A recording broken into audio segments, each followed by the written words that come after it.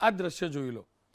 પાટનગરનો જિલ્લો ગાંધીનગર, ગાંધીનગરનો કલોલ તાલુકો, બોરીસણા ગામ. છેલ્લા 1 મહિનાથી આ તળાવ બદબુ મારી રહ્યું છે. ઓઇલવાળું પાણી છે તળાવમાં. દુનિયાભરનું પ્રદૂષણ છે. આજુબાજુના વિસ્તારમાં દુર્ગંધ ફેલાય છે. ત્યાંથી પસાર થવું મુશ્કેલ છે. શાળા હોય કે મંદિર, ત્યાં જતાં પહેલાં આ ગંદકીના દર્શન થાય છે, પણ કોઈને પડી નથી. ગ્રામજનોનું માનીએ તો 1 મહિના પહેલાં આ જ વિસ્તારની અંદર એક ઓઇલ ડેપોમાં આગ લાગેલી અને આગમાં બળી ગયેલું ઓઇલ તળાવમાં પહોંચ્યું. પાણી પ્રદૂષિત થયું.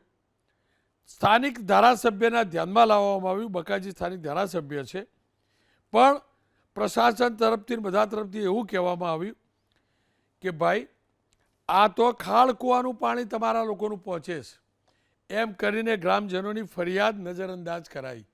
પણ એમની દુર્ગંધ, આ તળાવની દુર્ગંધ એ તમામ ઉમેદવારો સુધી પહોંચાડવી છે, જે આજકાલ નવા કુર્તા પાયજામા પહેરી ખેસ લગાવીને આવી ચૂક્યા છે જનતાની વચ્ચે સભાઓ કરવા.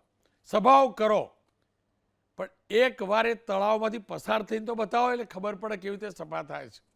જો આ કલોલ તાલુકાનું બોરીસણાનું તળાવ, એની હાલત જોજો તમે, એની હાલત જોજો. આ પાટનગરનો જિલ્લો છે. સ્થાનિકો કેટલા વ્યથિત છે એમનું દર્દ સાંભળી લો. નગરપાલિકા લાગતા અંગાત જ અમને સપ્રેમ ભેટ મળી ઓઇલવાળું પાણી.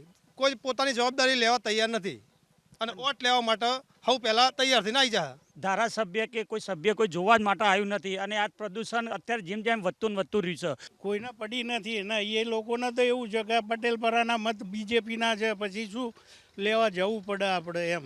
કોઈ નહીં આવ્યું હજુ તો ચૂંટણી ઉમેદવાર અમાવશે ને વોટ લેવા કે ભાઈ પહેલા સફાઈ પછી વોટ. હા, કોઈ પૂછતું નહીં.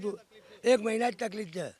50 બહેનોના તકલીફ છે તમારી. જો પ્રચાર પ્રસાર માટે આવવું હોય તો પહેલાં તમે આ ગંદકીનું નિવારણ લાવો તો જ તમને વોટ મળશે, નહીં તો એના સિવાય કોઈ વોટ નહીં મળે.